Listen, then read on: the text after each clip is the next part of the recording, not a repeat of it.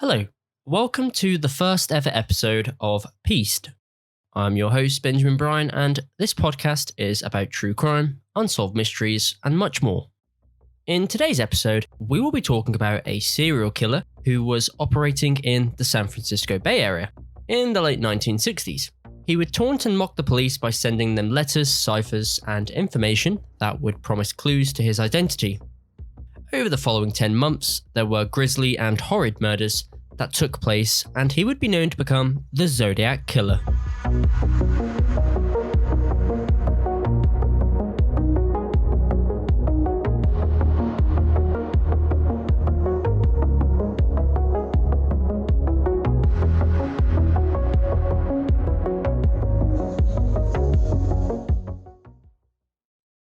So it started on the night of December 20th, 1968. High school students David Faraday and his 16-year-old girlfriend, Betty Lou Jensen, were shot to death in their car on the outskirts of Vallejo, California, at Lake Herman Road. This location was also known as Lover's Lane, as they were out on their first date and had to be home by around 11 p.m. Now, David's body was found on the passenger side on the ground floor, next to the wheel. A bullet had penetrated his skull, behind the left ear. Betty Lou Jensen had been shot 5 times in the right side of her back as she tried to run away. However, David was still alive when the police arrived but died shortly after, before reaching the hospital. This was the first confirmed case that was linked to the Zodiac Killer. However, there could have been more before this. Over the next few weeks, this murder incident soon faded away from the headlines. The community had no idea that this was only the beginning of what was yet to come. 7 months later, on the night of July 4th, 1969, Darlene Ferrin and Mike McGee, her friend, were sitting in a parked car in a similar location as the previous incident that happened in December of 1968. Bear in mind, they're only 4 miles apart. Around 12 a.m. on July 4th, 1969, a driver supposedly leaves the car park to return a few moments later, approximately 10 minutes past midnight. Darlene Ferrin and Michael McGee were approached by a man with a flashlight who fired multiple shots at them in the car. Michael McGee was shot in the shoulder, jaw, and leg, and Darlene was hit several times, killing Darlene Ferrin and badly wounding Michael McGee. The man walked back to his car slowly. However, McGee was screaming, moaning in agony, so the Zodiac decided to return and fired 2 more shots into each victim. This is the moment where McGee looked at him, and apparently the man was white, 5'8" to 5'9", late 20s, early 30s maybe, stocky build, with a round face with brown hair. It was early morning on July 5th, 12:40 a.m. A man called the Vallejo Police Department around 30 minutes after the attack, giving them the location of the crime scene and claiming responsibility for both incidents that happened on July 4th and 7 months prior to that, in December, the murders of Faraday and Jensen. Now, based on the transcript, this was what was said. I want to report a double murder. If you go 1 mile east on Columbus Parkway to the public park, you will find the kids in a brown car. They were shot with a 9mm Luger. I also killed those kids last year. Goodbye. So this already tells us that the killer wants to make people aware of his killings. He gets a thrilling experience out of this. Moving forward, it's July 31st, 1969. The Zodiac has sent the first cipher, which was split into 3 equal lengths. 2 were sent to the press, the San Francisco Chronicles, and 1 to a nearby paper in Vallejo, demanding they be printed and published on the front page. If not, more killings would happen, and if anyone doesn't know, a cipher is a secret or disguised way of writing, with the writing being encrypted. It was around a week later, North Stellina school teacher Donald Hardens and Betty, which was his wife, got in contact with the San Francisco Chronicles with their solution. Betty, his wife, guessed that the message would begin with I, while also mentioning that the word killing would also be included within the cipher. Her guess did turn out to be correct. The first cipher ended up being broken quite quickly after deciphering the cipher. The message was revealed and said this: I like killing people because it is so much fun. It is more fun than killing wild games in the forest, because man is the most dangerous animal of all. To kill something gives me the most thrilling experience, even better than getting your rocks off with a girl, The best part about it is when I die, I will be reborn in paradise, and all I have killed will become my slaves. I will not give you my name because you will try to slow down or stop my collecting of slaves for my afterlife. There is one last line on the cipher which could not be solved, or it could have just been gibberish, as it couldn't be made into a word. However, the Zodiac could have just done this to throw investigators off, or just to fill in the cipher to make it even throughout. One thing to mention is that it could possibly reveal the Zodiac's name. But all of the names that were found were not to be confirmed to be a match of any kind. More letters would follow after this, as the Zodiac liked to brag about his victims and taunt the police with information and clues. After this though, the San Francisco Chronicle's Examiner received a letter on the 4th of August, 1969. And this was sent to the press asking for information to prove the writer actually committed those murders. This was the first use of the name and signature, the Zodiac. Once the Chronicles received this, they did end up sending this on to the police for further examination later on. Now, this letter was known as the Debut of Zodiac letter, and here's what it says. Dear Editor, this is the Zodiac speaking. In answer to your asking for more details about the good times I have had in Vallejo, I shall be very happy to supply you with even more material. By the way, are the police having a good time with the code? If not, tell them to cheer up. When they do crack it, they will have me. On the 4th of July, I did not open the car door. The window was rolled down already. The boy was originally sitting in the front seat when I began firing. When I fired the first shot at his head, he leaped backwards at the same time, thus spoiling my aim. He ended up on the back seat, then the floor in the back, thrashing out very violently with his legs. That's how I shot him in the knee. I did not leave the scene of the killing with wheeling tires and racing engines as described in the Vallejo papers. I drove away quite slowly, so as not to draw attention to my car. The man who told the police that my car was brown was about 40-45, rather shabby dressed. I was in the phone booth having some fun with the Vallejo cop when he was walking by. When I hung the phone up, the damn thing began to ring, and that drew his attention to me and my car. Last Christmas, in that episode, the police were wondering how I could shoot and hit my victims in the dark. They did not openly state this, but implied this by saying it was a well-lit night, and I could see silhouettes on the horizon. But that area is surrounded by high hills and trees. What I did was tape a small pencil flashlight to the barrel of my gun, and if you notice, in the center of the beam of light, if you aim it at a wall or a ceiling, you will see a black or dark spot in the center of the circle of light about 3 to 6 inches across. When taped to a gun barrel, the bullet will strike in the center of the black dot in the light. All I had to do was spray them down as if it was a water hose. There was no need to use the gun sights. I was not happy to see that I did not get front page coverage. This was such an important letter because this was the first ever letter that was sent by the Zodiac, as the bottom of the letter was signed by the name Zodiac with a symbol, and this was the Zodiac signature, which was a circle and a cross within that circle. But going forward, it's September 27th, 1969. The Zodiac attacked again. This time, it was Cecilia Shepard and Brian Hartnell. They were sitting and relaxing on the shore of Lake Berryessa in Napa County, when a man holding a gun with a white cross over his chest showed up. After tying them up, he then started stabbing them. Brian was stabbed in the back 6 times. After that, Cecilia was stabbed 10 times as she was fighting for her life. The Zodiac then drew a crossed circle on Brian's car door, including dates and locations of the previous attacks. The message on the car door was Vallejo, December 20th, 1968, and underneath was July 4th, 1969, September 27th, 1969, 6:30 by knife. At 7:40 PM, 1 hour and 10 minutes after the incident, a man called the Napa Police Department, giving them the location of the crime scene, and confessed.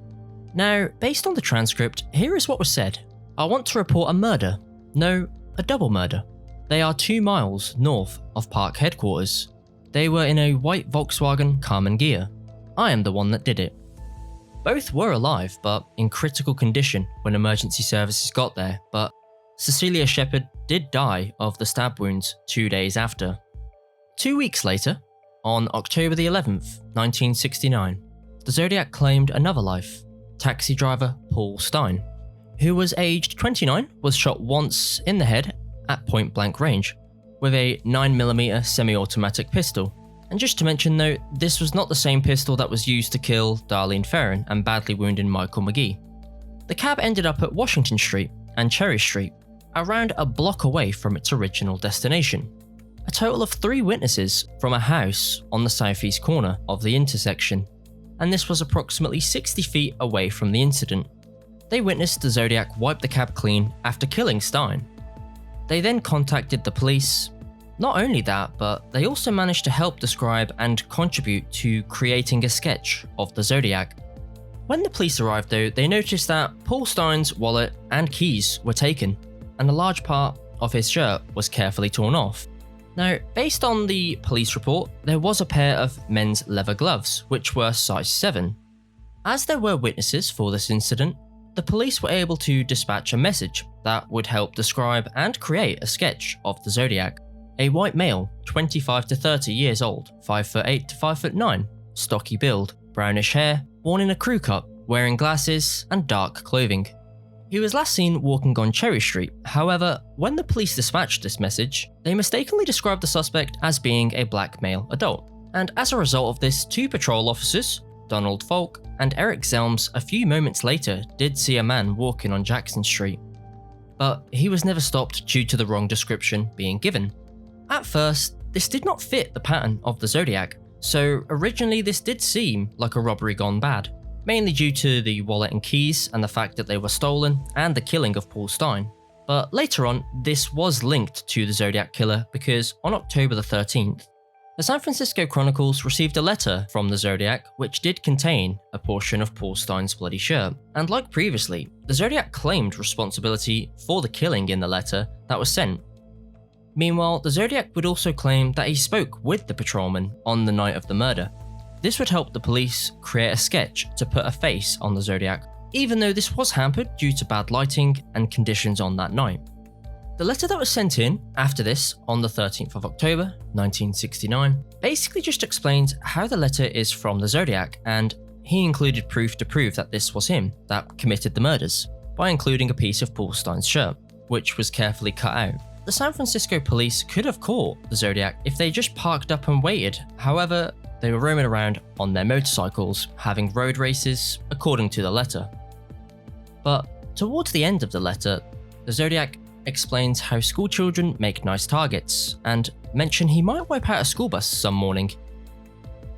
And like previously, the Zodiac hints at what he could be doing next, but this causes mass amounts of chaos going forward, which the Zodiac seemed to have loved and got enjoyment out of it. Moving on to the letters, as it doesn't stop anytime soon. The next letter is a cipher known as Z340, which was the first cryptogram the Zodiac mailed into the Chronicles, with the hopes of it being put on the front page. The letter reads this: "This is the Zodiac speaking. I thought you would need a good laugh before you hear the bad news. You won't get the news for a while.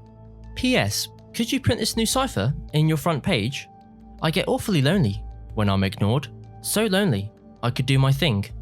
Included within the envelope is a cipher, which has puzzled amateurs and even experts for years. Until this point, the cipher was very complex and even challenged artificial intelligence software programs such as Carmel, which was designed by the University of Southern California, Professor Keen Knight, and was developed to have the ability to think like a serial killer, as this is very limited based on the information that is made available. The Z408, which was the first cipher, took around 20 hours for the husband and wife to solve. The next cipher stumped everyone. It appears to be the same sort of cipher as the first one, however, it is a lot more complex as the killer may not have liked the fact that his cipher was solved quite quickly, and therefore quickly designed to improve on that. So instead of not starting his ciphers with an I, and instead of having 2 letters the same, they would be completely different, making it a lot harder to solve. There is now a confirmed solution by the FBI as a suitable option for what the cipher actually reads, around 50 years since its first release. The cipher was recently solved by David Orenchak, Joel Van Eyck, and Sam Blake, who are based in the USA, Belgium, and Australia. I hope you are having lots of fun in trying to catch me. That wasn't me on the TV show. I am not afraid of the gas chamber because it will send me to paradise all the sooner. Because I now have enough slaves to work for me where everyone else has nothing when they reach paradise, so they are afraid of death. I am not afraid of death because I know that my new life is. Life will be an easy one in paradise. Death. Now, on the 20th of December, 1969, a year since the murder of David Faraday and Betty Lou Jensen, a letter was sent to Melvin Belli, which was sent on the first anniversary. The letter was authenticated by including a cut-out piece of Paul Stein's shirt. The letter goes on to talk about how the Zodiac is asking for help and there is something inside of him not letting him get help.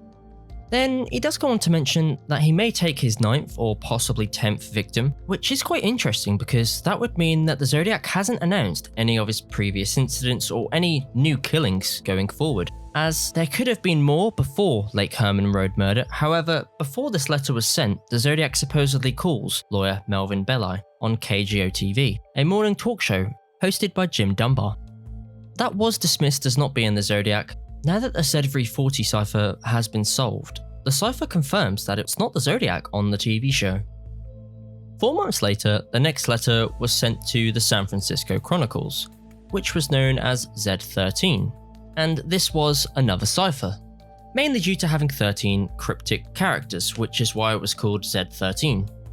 This was one of the shortest ciphers the Zodiac sent into the Chronicles. However, this was important because this cipher will supposedly reveal the Zodiac's name, if the cipher does get solved correctly.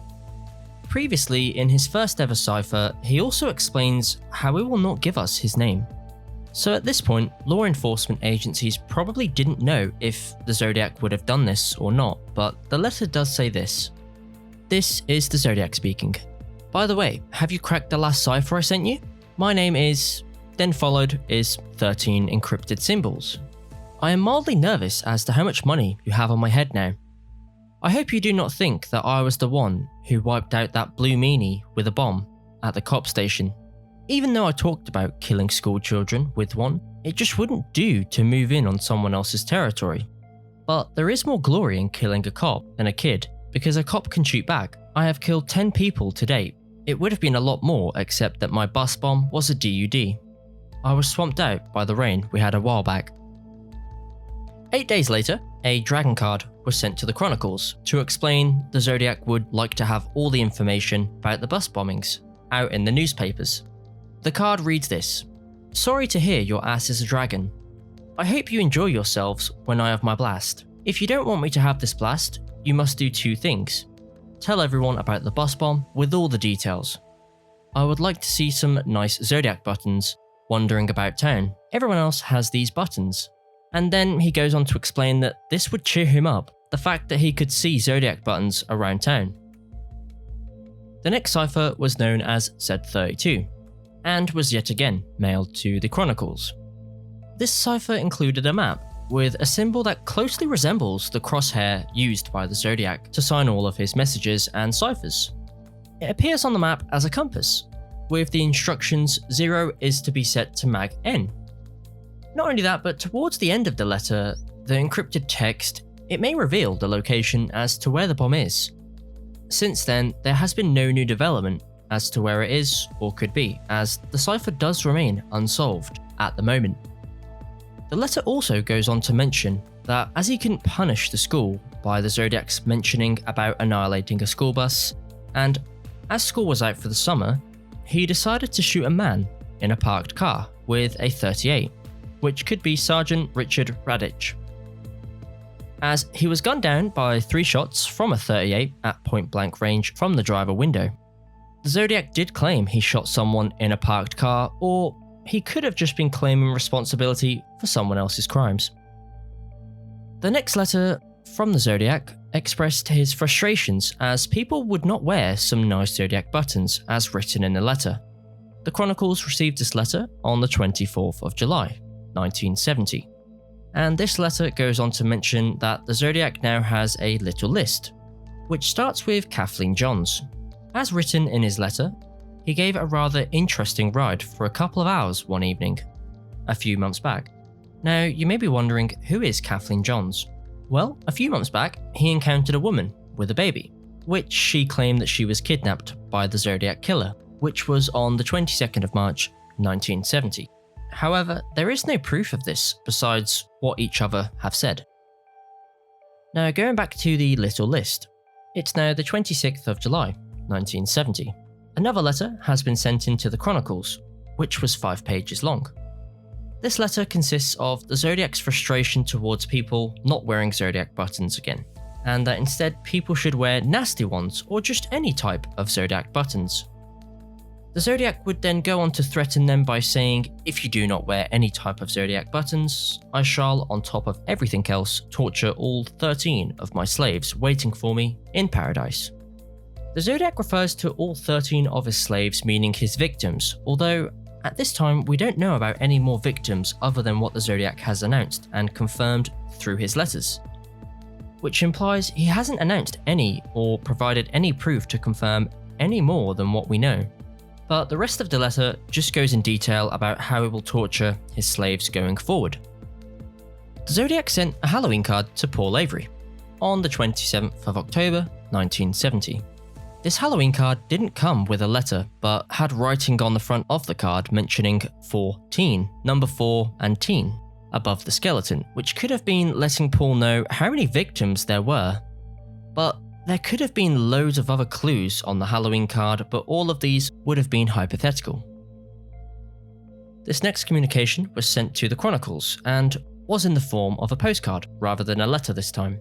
It was mailed in on the 22nd of March, 1971, from the Zodiac.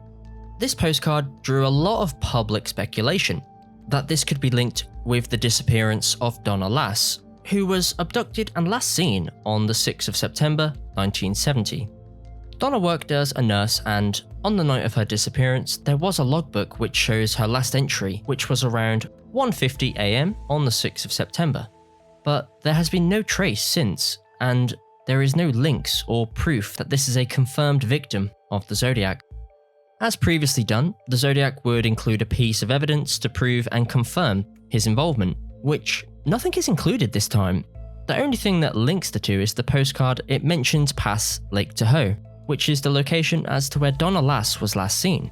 The postcard also mentions sought victim 12, which implies this could have been the Zodiac's 12th victim. However, this is not confirmed.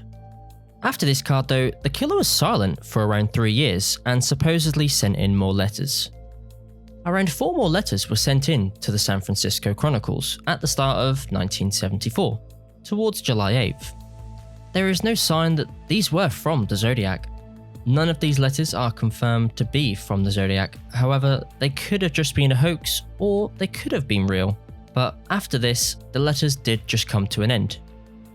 There are some reasons as to why the case of the Zodiac Killer has never been solved.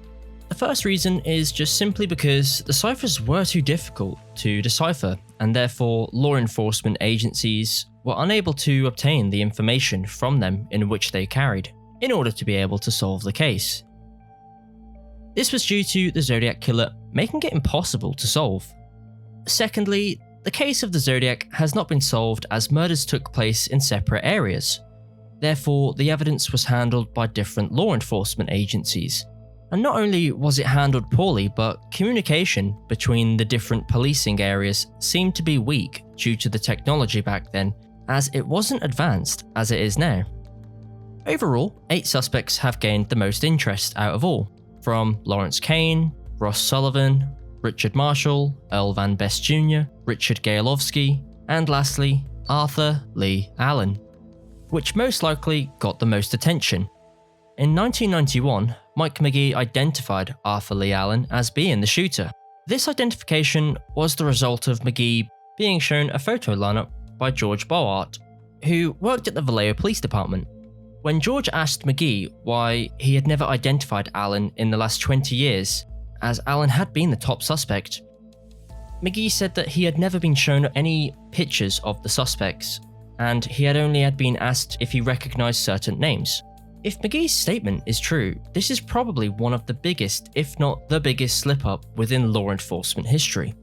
As of recently, a group of independent cold case investigators claims to have solved the case, as they claim that the Zodiac killer was Gary Post, who died in 2018.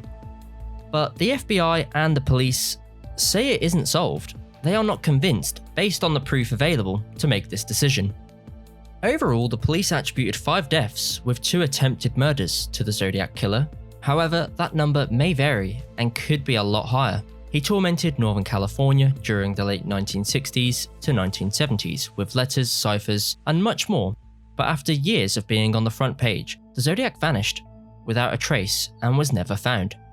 If you wanted to leave a review, like, or subscribe, that would be greatly appreciated. And be sure to follow our social media, which is PiecedPod. PIECEDPOD. But I hope you enjoyed our first ever podcast episode, and thank you to all the listeners. I'll see you next month for another episode of Pieced.